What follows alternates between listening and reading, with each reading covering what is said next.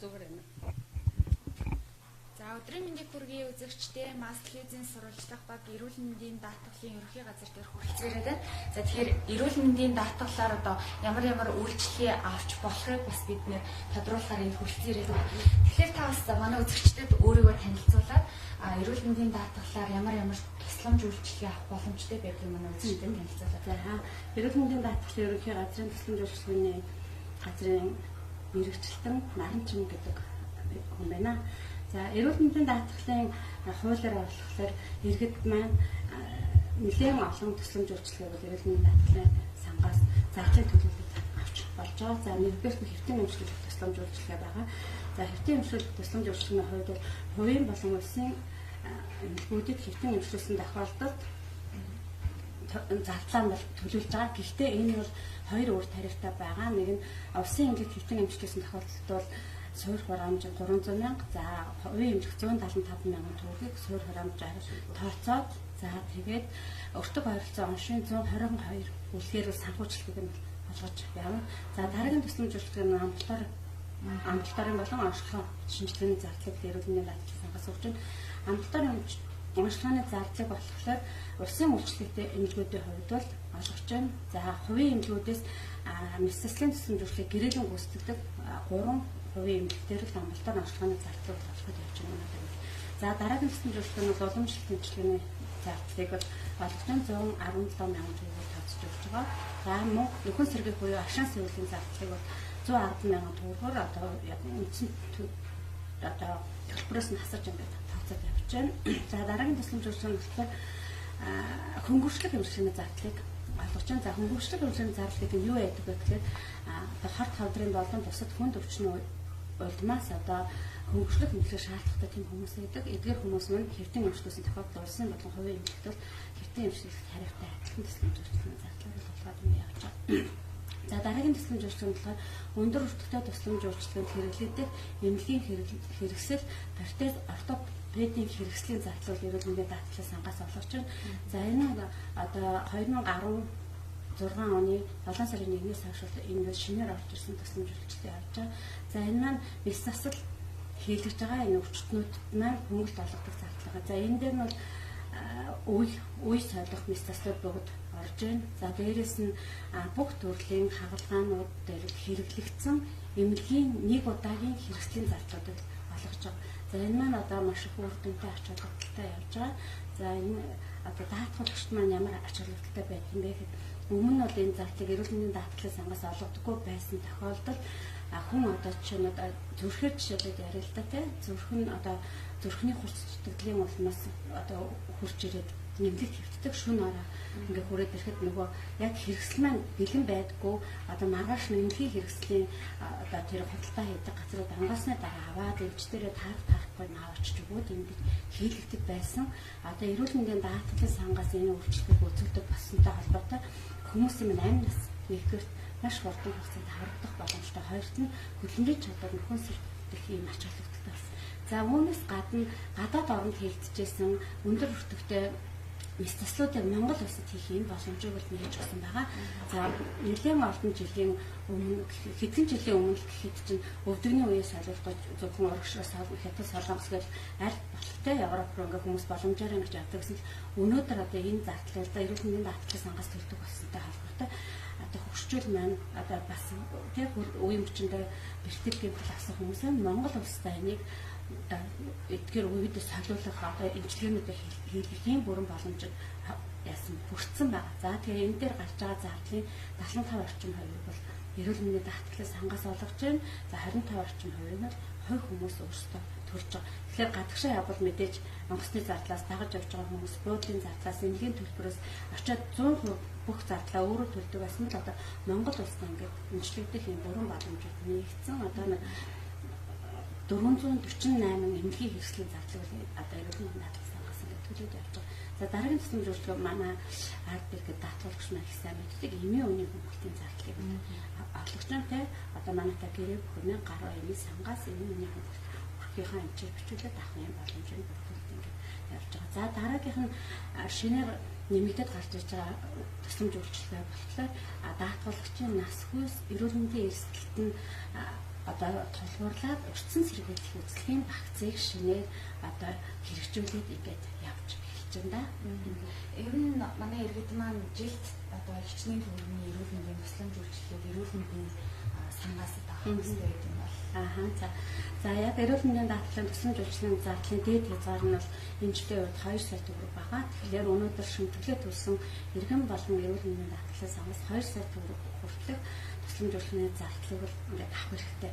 За мөн эдгээр 2 сая төгрөгнөөс төгрөнд оролцдоггүй одоо зарим тусламж үйлчилгээг одоо манайх үзүүлж байна. Энэ түрүүний миний хэлээд байгаа өндөр өртөгтэй нийслэл чинь одоо орсон тохиолдолд хэрэгслийн зардлыг нь өгч шүү дээ. Энэ бол одоо дээдл нь одоо манай 80 гаруй сая төгрөг гаргуулсан хүртэл байгаа. Тэгэхээр энэ маань 2 сая төгрөгөнд ордоггүй. За дээрс нь тусламж үйлчилгээ бас нэг тусламж үйлчилгээ шинээр орсон энэ хорт хавдрын үеийн хийм туяаны зардлыг бол даатгалын сангаас олгож байгаа. Энэ бас 2 сая төгрөгт ордоггүй. Яагаад гэвэл хорт хавдрын хиймийн эмчилгээ нэг удаа орохдоо 458 төгрөгөөр манайхаас тооцож зардлыг нь олгодог. Тэгээд дээдл нь 6 тийм зарим нь одоо тэрнээс дээш авах юм бол энэ нь тэгээд хэдхэн ороод нэг 2 сая төгрөг дуусчихдаг учраас энэний зардлыг бол бас тооцож олддог. За мөн туяа эмчилгээ гэдэг шаард эмчилдэг энэ нь одоо 67,000 төгрөгөөр нэг удаа гахны тариф байгаа. Гэхдээ дээдл нь одоо 21 удаа хүртэл ордог учраас энэ зардлыг бас энэ зардлыг оролцож тооцдог байгаа. Эрүүл мэндийн даатгалын тэмдэгтрээ бас одоо хуваараа бүглүүлдэг хүмүүс идэв шүү дээ. Тэгэхээр хүмүүс нь одоо яг хэдэн сарын хугацаанд төлж иж одоо энэхүү даатгалынхаа мөнгнөөс одоо ингээд тусламж үйлчилгээ авах эрх нь бүгд юм болж байна. За эрүүл мэндийн даатгалын хуулиар нь бол Монгол улсын иргэн болгон заавал даатгалагч. Тийм учраас жил болгон эрүүл мэндийн даатгалын шимтгэлийг бүрэн төлсөн байх юм шаардлагатай. Тэгэхээр 2015 онд хууль шинжилэгдэн батлагдсан. Энээс хойш бүх шимтгэлээ төлсөн тохиолдолд эдгээр тусламж үйлчилгээг авах боломж нь нээлттэй. Шимтгэлээ өөрөө төлдөг иргэдэд маань ямар хүмүүс орж байгааг гэхлээр өнөөдөр ажил хөдөлмөр эрхэлж байгаа бүх даатгалагчтай хувийн байрны улсын хамаагүй мөн ажил хөдөлмөр эрхлээгөө иргэд маань хөдөлмөрийн хүснээ доод хэмжээний 1% тэмцэх буюу 28,800 төгрөгийг жилдээ төлж байгаа байхгүй юу. За тийм малчид байна. Малчид бас хөдөлмөрийн хүснээ доод хэмжээний 1% тэмцэх оюутнууд бас өөрсдөө төлж байна. За тэгэхээр үүнээс гадна төр хариуцах хэрэгт гэж байна. Төрөөс шимтгэлийн хариуцсан төлж байгаа хэрэг. Энэ бол одоо өндөр насны хөгжлийн бэрхшээлтэй иргэд 0-18 насны хүүхдүүд цэргийн алт тааж байгаа иргэд за хүүхдээ асарж байгаа ээжүүдийн хувьд төрөөс эрүүл мэндийн даатгалын шимтгэлийг төлөөд явж байгаа. Соёлын одоо эрүүл мэндийн үйлчилгээг хэдэн насны хүмүүс авдгийг бас үзэгчдээс асуулт ирсэн. За асууж өгөөд. За соёл гэдэг маань өөрөө яг эмийн эмчилгээ шаардлагатай. За тухайн хүний нүдэн сэргээх эрүүлжүүлэх бас юм эмчилгээ үйлчилгээ байгаа те. Тэгэхээр одоо эрүүл мэндийн даатгалын шимтгэлээ төлсөн одоо яг тухайн соёлыг хийлгэх шаардлагатай хүн насны хязгааргүй хэн ч хийлгэх ийм эрх боломж нь байгаа. За манай юу болохоор ярилцлага болохоор шууд дамжуулагдаж байгаа. Манай Оги гээд Facebook дээр хүнээс эрүүл мэндийн даатгалаа ойрын хэдэн жил төлөөгүй одоо сонгуул бол одоо торгуултай юу гэсэн асуулт ирсэн. За одоо хорвол торгуул байхгүй байгаа. Тэгээд одоо төлөөгүй хугацаанд хаш шимтгэлийг нөхөн төлөх байгаа. За бас урьдчилан сэргийлэх үзлэг онцлогоог эрүүл мэндийн даатгалын сангаас одоо ингээд төлбөрийн шийдээд ингээд явж байгаа шүү дээ. Энэ арга хэмжээний хадлаар тавс манай үзэгчдийг хэлбэргүй мэдээлэл өгвөл. За тэгээ. За шинэ хууль батлагдсанаас хойш энэ үйлчлэг яваад явж байгаа нодлон бас энэ орчин сэргийлэх хүслэг манай арай өөр багцаар явагдсан. За энэ жил бол энэ багц маань шинжлэгдээд 9 сарын 18-ны эрүүл мэндийн даатгалын үндэсний зөвлөлийн тогтоолоор шинжлэгдэн батлагдаад ингээд явж байгаа. За энэ жилийн хувьд бол 18 наснаас дээш насны бүх хүмүүс орчин сэргийлэх хүслэгт хамрагдах боломжтой байгаа. За тэгэхээр өвөнд бол 18-аас 45 насны хүүхдүүдийн хувьд бол залуучуудын хувьд байгаа шүү дээ. Биеийн бүрдмэл буюу ерөнхий хүслийг хийх, за бэлгийн замын халдварын шинжилгээ хийх боломжтой. Мөн эрентген одоо гэдэг энэ бол юу гэх уушгины зураг авах. Энэ уушгины ямар нэгэн эмгэг байна уу? Яагаад гэвэл Монгол улсад маань өнөөдөр тийм агарын бохирдол их байна. Одоо Улаанбаатарын хувьд тийм дээрээс нь уушгины эмгэг нэгэн өндөр байна. Тийм учраас эдгээр үзлэг шинжилгээнүүдийг бол хийхээр бол энэ багцад бол ингэж оруулж гисэн байна. За дараагийн багц нь болохоор 35-аас 45 насны даатгуулагчдад зориулсан багц маань бас нөгөө хувь хүнийхээ биеийн онцлогтой холбоотой бас арай өөрөөр ингэж байгаа. Энд нь биеийн ерөнхий үзлэг хийгдэж байгаа. За зүрхний цахилгаан бичлэг, хэвлэлийн өг тосны солилцоо, тэгээд цуснд нь сахар узал эмэгтэй хүмүүс умаан хүзүү хавдар илрүүл ийм шинжилгээнүүдийг хийж байгаа. За тэгээд 46-аас 65 насны хүмүүстд хоёр өөр төрлийн багц байгаа. За нэгдүгээр багц нь болохоор миний түрүүний хэлсэн багцтай ерөнхийдөө ойролцоо эрэгтэйчүүдийн төрөө улчирхан хавдар илрүүлэлт нэмэгдэж байгаа. За хоёрдугаар багц нь ходоодны дурангийн шинжилгээ хийдэг. Ийм багц бол нэмэгдэж орчихсон байна. За дараад нь 65-аас дээш насны ахмадуудад зориулж бас хоёр төрлийн багц гаргаж ирсэн. За энэ нь бол биеийн ерөнхий үзлэгтэй, тэгээд зүрхний цахилгаан бичлэгтэй, эхотой, за тэгээд нүдний үзлэгтэй байгаа. Нэг нь за нөгөөх нь болохоор дээрэс нь арай өөр нь ходоодны дурангийн шинжилгээ хийлгэх. Ийм багцуудаар бол энэ жил тусламж үйлчилгээг үзүүлээд ингээд эхлээд явж байгаа. Энэхүү тусламж үйлчилгээг бас улс орон даяар ингээд явуулж байгаа. Тэгэхээр хөдөө орон нутгийн хүмүүс маань ямар шатны эмнэлгүүдэд хандаж эдгээр одоо үйлчилгээнд хамрагдах боломжтой юм уу? Улаанбаатар хотын иргэд маань бас дүүргийнхаа эмнэлэгт хандах хэрэгтэй юу? За ер нь манай эрүүл мэндийн даатгалын сангаас тусламж үйлчилгээний зардлыг олгохдоо эрүүл мэндийн байгууллагуудыг сонгон шалгаруулж иж сонгон шалгаруулалтанд тэнцсэн эрүүл мэндийн байгууллагуудтайгаа гэрээ хийсний улмаас энэ тусламж үйлчилгээний зардлыг олгож өгдөг. За тэгэхээр эмчлийн байдлаар орчин сэргийлэх тусламж үйлчилгээг үзүүлэх нь 160 орчим эрүүл мэндийн байгууллагуудад сонгон шалгаруулалтанд тэнцсэн байна. За тэгэхээр иргэд даатгалагч маань орчин сэргийлэх үйлчлэгтээ орохын тулд ямар эхний ээлжинд бол зөвхөн өөрийнхөө харьяа дүүрэг бүсийн онцлогын эмчилгээний төв аймгийн нэгдсэн эмнэлэг за клиникийн 3 дахь шатлал гэж ярьдаг. Манайхад 1 2 3 гэмтэл хавдар гэсэн энэ клиникийн 5 эмчилгээтэй хандах ёстой. За эмчаана биеийн ерөнхий үзлэгийн хийлгээд эмчаанаас биеийн ерөнхий үзлэгийнхаа хийнгүүтээ за аль шинжилгээгээр одоо чинь хоёр багцтай шинжилгээнд байхад аль шинжилгээгээр хийлгэх гэдэг рүүгээ чиглээд тэр талынхаа шинжилгээг хийгээд одоо өөрт нь илүү хийлгэж байгаа зориулгын чиглэсэн шинжилгээнүүдийг хийх юм байна. За тэгэд ингээд аль ч одоо дараад нь болохоор одоо манай дараа нь багцсан заагдсан онцлогоо шинжилгээнүүдийг хүн өөрийнхөө сонгосон ямар ч одоо хувийн эмнэлэгт хийх боломжтой манайтай гэрээтэй байгаа. За аймагуудтай болохоор аймагт бас хувийн эмнэлгүүд сонгогдсон байгаа. Улаанбаатар хотын том хувийн эмнэлгүүд мөн сонгогдсон байгаа. Тэгэхээр манай энэ даатгал манай эрүүл мэндийн даатгал EMDC.gov гэдэг манай сайт байгаа.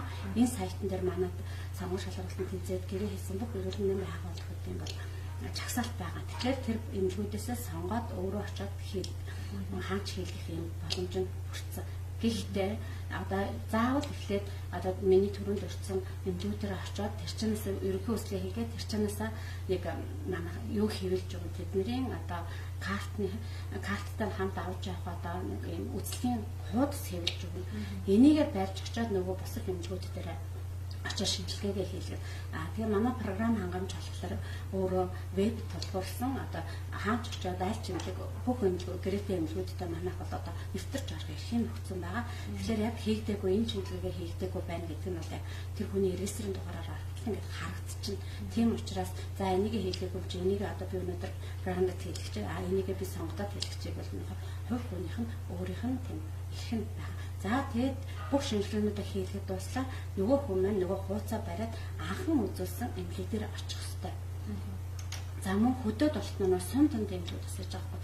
За тэгээ яагаад ингэж тэр заавал тэрэн дээр очих хэрэгтэй юм бэ гэдэг нь энэ бас ач холбогдолтой. Яагаад гэвэл нөгөө хүмүүс эргэж хянах хэрэгтэй тийм тэгэхгүй хувийн эмнэлгүүдэд ч юм уу хаа нэгэн хяналтгүй дуртай газруудаа очиод ингэ шинжилгээнүүдээ өгчдөг. Нөгөө хүмүүс жоохон ч гэсэн шинжилгээнд юм ч шимч мэдэхгүй шүү дээ тийм. Тэгээ ямар нэгэн бас юм хоцорч бай нөгөө хүнээ дараагийнх нь ямар үзлэг шинжилгээнд хамрагдах энэ одоо юунд явуулахад хяналтандаа оруулах зорилгоор одоо заавал ингэж энэ эмнэлгүүд одоо улсын энэ эмнэлгүүдээр хяналттай байхын тулд энэ ерөнхий үзлэгээ бол ингэж хийлгэж ингэж явж байгаа. Урьдчилан сэргийлэх үзлэг онцлогоонд хамрагдахын тулд ямар бичгээр бүрдүүлэх хэрэгтэй вэ? За урьдчилан сэргийлэх үзлэгт очихдээ та өөрөө иргэнийхээ үнэмлэгтэй очино. За дээрээс нь карта заавал авчиж. Энэ хоёрыг л аваад очино. регистрийн дугаараараа ингээд дэвтрээд авахад тэр хүний даатгалтай даатгал нь гараад ирэх учраас заавал эрүүл мэндийн даатгал шаардлагатай дэвтрэх гэж шаардаад байхгүй байгаа. Нэмэлтээр та бас манай үзэгчдэд хийх зүйл юм.